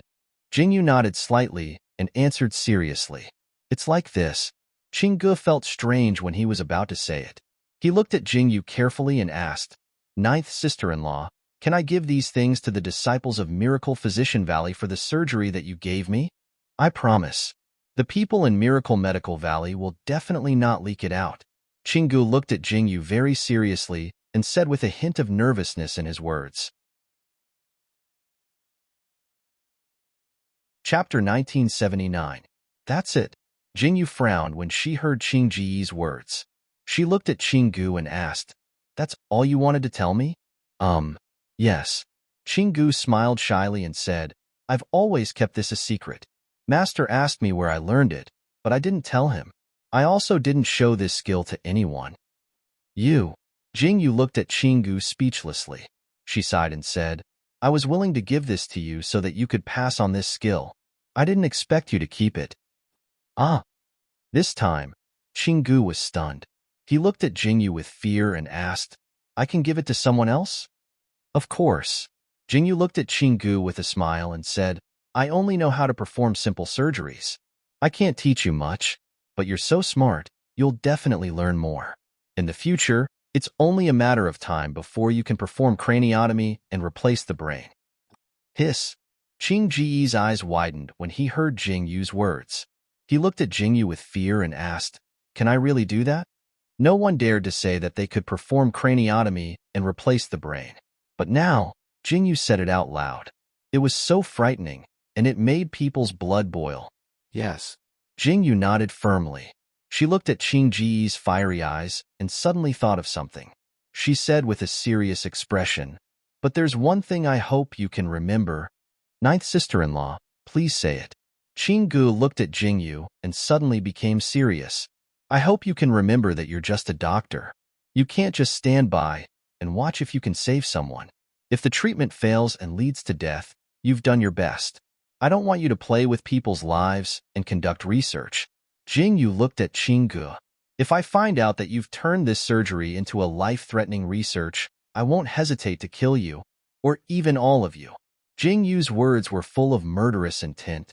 She didn't hide anything and said it directly. It was normal for Jingyu to have such thoughts.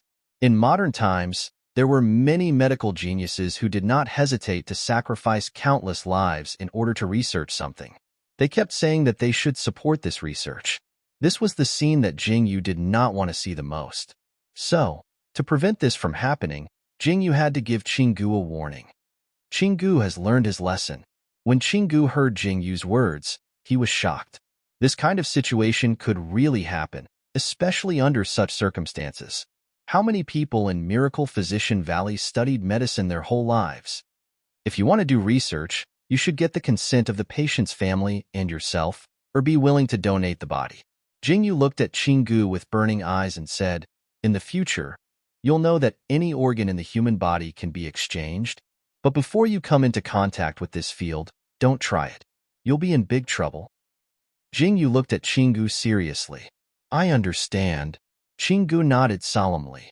From Jingyu's words, he could feel the mystery of medicine. There were too many things waiting for Qinggu to discover and research. Chapter 1980. Then, how did Jingyu know all this? Qinggu had never thought about it because in Qing Ji's eyes, Jingyu knew all this as if it was a very normal thing. This feeling. He didn't know why, but it was just so natural. Is this your request? Jingyu asked in confusion. Perhaps this isn't much to Ninth Sister-in-Law, but to Miracle Physician Valley and the entire world. This will be the most significant change in the medical world in history, Qinggu said solemnly as he bowed to Jingyu. This is something that can't be measured by money. Seeing Qinggu like this, Jingyu felt embarrassed. She lowered her head and waved her hand. You don't have to be so polite. Since you've said so, I'll accept these things. Now is not the time to decline. The land of the Miao Stockade Village is extremely dangerous. These are my protective talismans. Jingyu smiled and said happily, Haha, Ninth Sister-in-Law, if you need anything, just let me know, Qinggu said bluntly. Xiao Chen frowned at the side. He looked at Jingyu and Qinggu and said unhappily, Why do I feel like I'm an outsider? Ha ha ha. Jingyu and Qinggu both laughed when Xiao Chen said that. Jingyu and Xiao Chen returned from a rewarding journey. Jingyu studied the longbow and arrow like they were treasures, while Xiao Chen played with the arrow in his sleeve. He didn't expect there to be so many treasures in Miracle Physician Valley. These aren't much. Xiao Chen seemed to know what Jingyu was thinking. He put down the arrow calmly and turned to look at Jingyu. The amount of poison in Miracle Physician Valley isn't inferior to the poison sect. I know. Jingyu silently put down the things and turned to look at Xiao Chen, saying, These can save people and also kill people. Doctors are really scary. Xiao Chen raised his eyebrows slightly. After a moment of silence, he said seriously, In another 4 to 5 days, the disciplinary guards will be outside the Miracle Physician Valley. It's time for us to set off. Yes. Jingyu nodded her head slowly. There was a faint light in her dark eyes as she said, "It's time to put an end to this. The news about you has already been sent back to the Imperial City. I believe that the Empress and Shangguan Linglan have also received it. I wonder if Third Xing will be able to bring a letter when he comes." Xiao Chun tilted his head slightly and looked at Jingyu as he spoke. As long as Miaoqiu and Linglan don't have to worry. Is Big Brother and the others all right? Jingyu slowly sighed in relief as she looked at Xiao Chun and asked, "Yes. Sister-in-law gave birth to a little son. Shangguan Linglan gave birth to 2 daughters. They're twins," Xiao Chun said calmly. Jingyu's eyes widened when she heard this. Then, as if she had thought of something, she looked at Xiao Chan with hidden bitterness. Why didn't he let her give birth to 2 children at once? How envious, jealous, and hateful. Jingyu sighed deeply. Xiao Chun silently turned his head away and didn't say a word. Just as Jingyu and Xiao Chun were talking, they heard a knock on the door. Then, Xuehao's voice rang out. Jingyu immediately raised her voice to let him in. "Valley Lord, what brings you here today?" Jingyu raised her hand slightly, indicating for Xuehao to sit down and talk. Xuehao sat down on a chair and placed the things in his hands on the table. Chapter 1981. "I'm here to give something to the 9th Imperial Concubine," Xuehao said as he raised his eyebrows. "Give something?" Jingyu was stunned when she heard this. She turned to look at the box on the table and looked at Xuehao with a puzzled look in her eyes. "I heard that the 9th Imperial Concubine and the 9th Emperors found the heavenly silk in the valley?" Xuehao smiled and asked Jingyu. Jingyu raised her eyebrows and nodded. She looked at Xuehao strangely and asked, "Does the heavenly silk belong to you? You're here to ask me for the heavenly silk?" Jingyu stared at Xuehao with her eyes wide open. Xuehao was the valley master of Miracle Medical Valley. Everything belonged to him. Haha, of course not.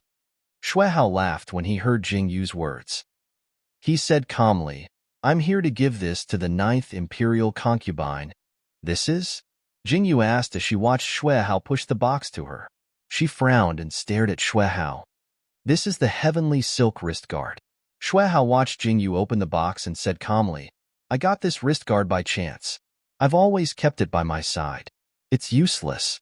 Since the 9th Imperial Concubine was lucky enough to find the heavenly silk, it's a perfect match with this wrist guard."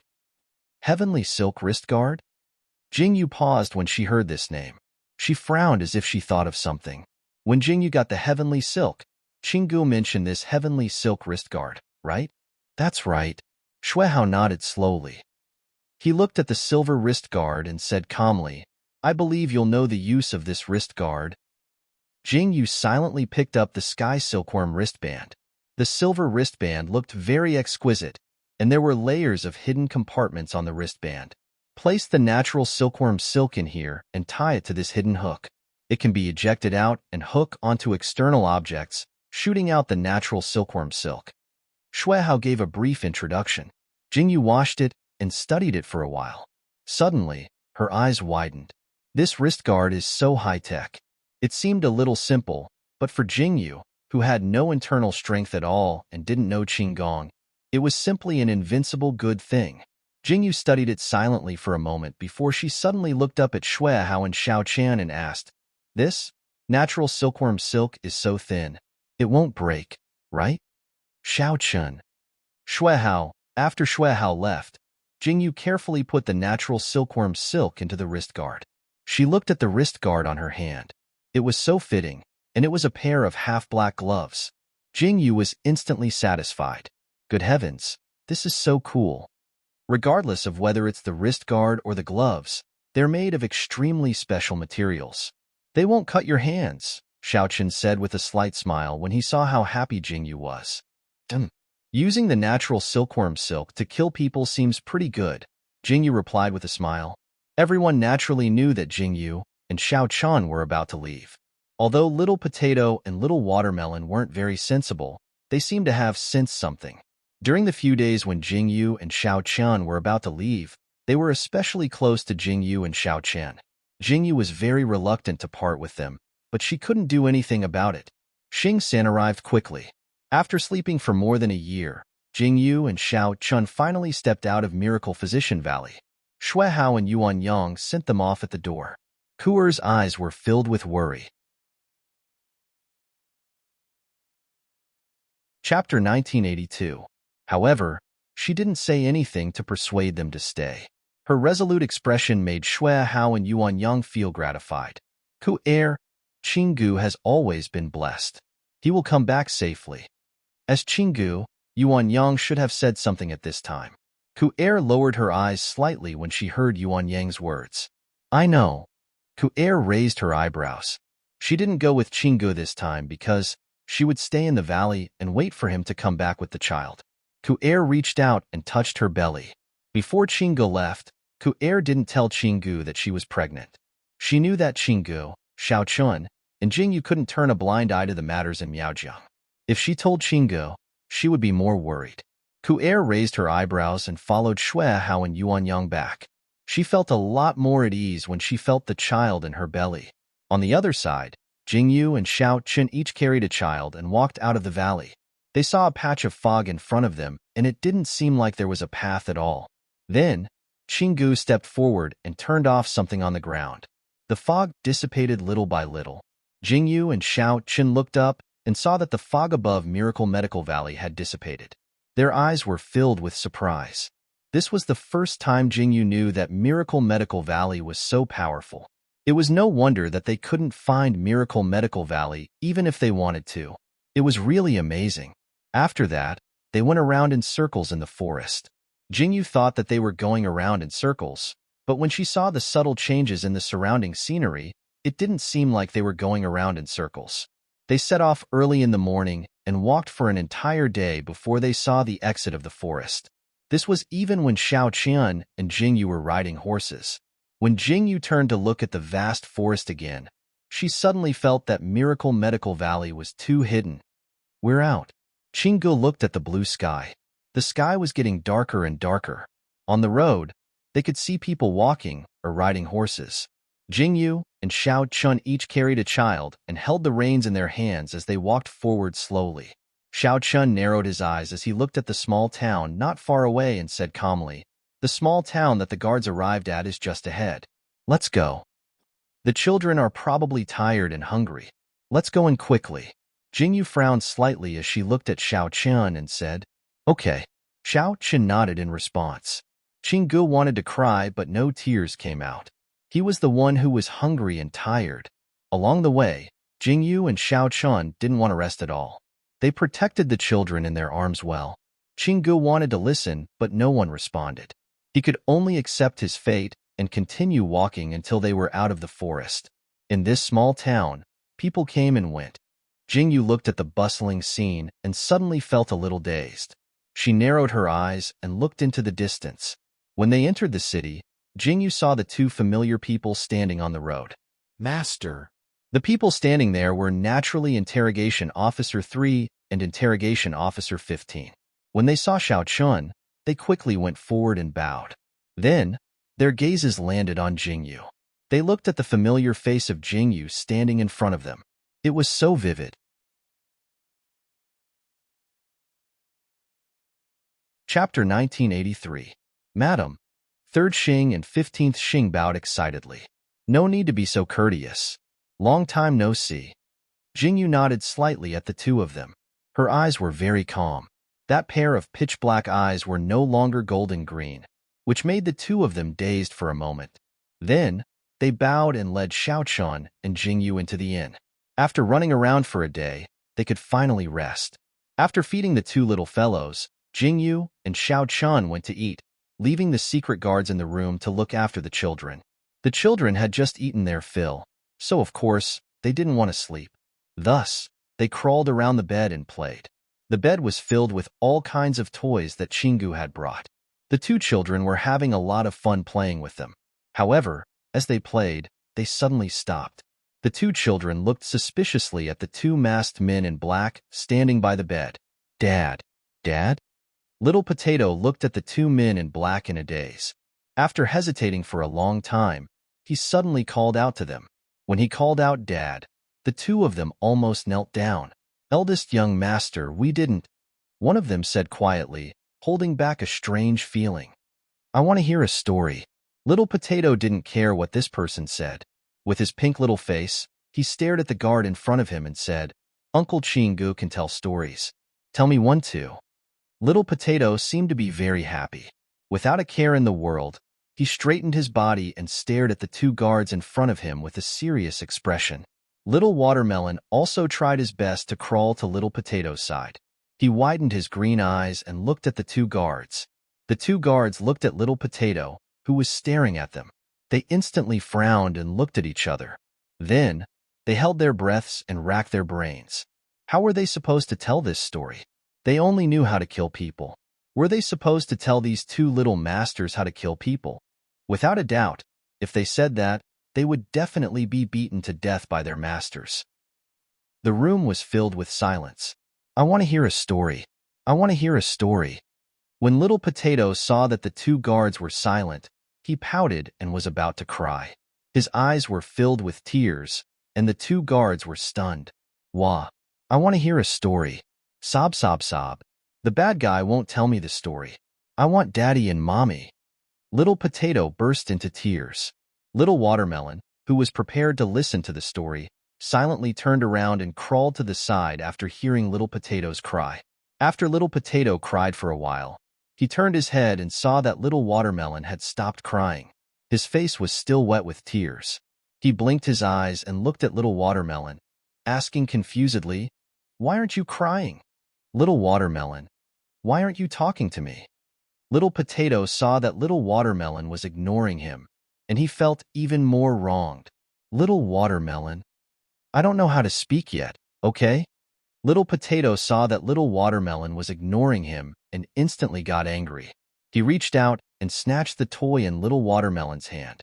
Little Watermelon wasn't angry and continued to play with another toy on the bed.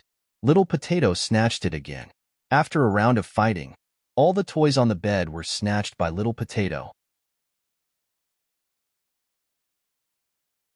Chapter 1984. Little Watermelon sat on the bed and blinked at Little Potato. He didn't say anything. "All right, I'll give you one." Little Potato seemed to think that he was very generous. He took out a toy that he didn't like from the pile of things that he had taken and handed it to Little Watermelon. Little Watermelon looked at the thing that was handed over. His pink face was full of disdain. He didn't even reach out to take it. Instead, he quietly crawled to the side and fell asleep. Little Potato also saw that his thing wasn't taken and was instantly unhappy. He insisted on giving the thing to Little Watermelon. Little Watermelon threw it away in disdain. Little Potato stuffed it in again. In the end, Little Watermelon seemed to be angry. He pulled Little Potato onto the bed and looked like he was going to sleep together with him. Little Potato struggled for a while but realized that he couldn't break free. Then, he kicked the things on the bed away with his short legs and fell asleep contentedly. The two people standing by the bed silently twitched their lips. They reached out and covered the two little guys with the blanket. Downstairs, Jingyu and Xiao Chun had just finished their meal. Jingyu leaned on the chair calmly and lowered her eyes quietly. "Do you understand what this king said?" Xiao Chen's voice was very calm and cold. "Only Xing San and 15th Wu will be coming to Miaojiang this time. The rest will be escorting the two young masters back to the imperial city." "Yes," Xing San replied with his head bowed. "Go and prepare well. We will set off early tomorrow morning," Xiao Chun said coldly. "Xiao Chun, will the children really be fine in the imperial city?" Jingyu asked worriedly. She still felt uneasy. However, seeing Xiao Chun like this, she thought that nothing would happen. Xiao Chun seemed to know what Jingyu was worried about. He calmly reached out and held Jingyu's hand. "Don't worry." Xiao Chun looked at Jingyu quietly and said, "The child has the protection of the imperial guards. She will be even safer after returning to the imperial city. You don't have to worry." And, since Xiao Chun said so, it should be fine. You, on the other hand, Xiao Chun turned to look at Jingyu and said, "More than a year ago, I announced your death to the world. I thought that if you were to hide, you would be a great weapon." Jingyu's mouth twitched when she heard Xiao Chen's words. What did Xiao Chen just say? Announcing her death to the world?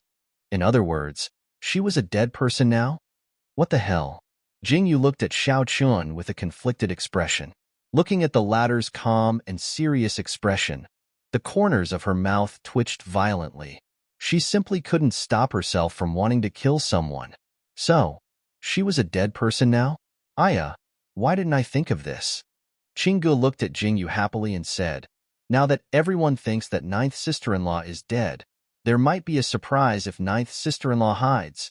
Moreover, ninth sister-in-law's eyes are black now, so it will be easier for her to hide. Jingyu was speechless. Looking at Chingu and Xiao Chun nodding seriously, Jingyu sighed deeply and didn't say a word. It seemed that it was too late to say anything now, right? When Jingyu and Chingu returned to the room, they saw the two children sleeping soundly. The two secret guards in charge of watching over them silently bowed when they saw Jingyu and Xiao Chun. You're tuning in to the Romance Rendezvous YouTube channel. We're so grateful for your support, and don't forget to subscribe to join us on this incredible journey through captivating stories. Your generosity through donations truly makes a world of difference, as it's the primary source of revenue that allows me to expand and enhance this channel for you. Thank you from the bottom of my heart for being a part of this adventure.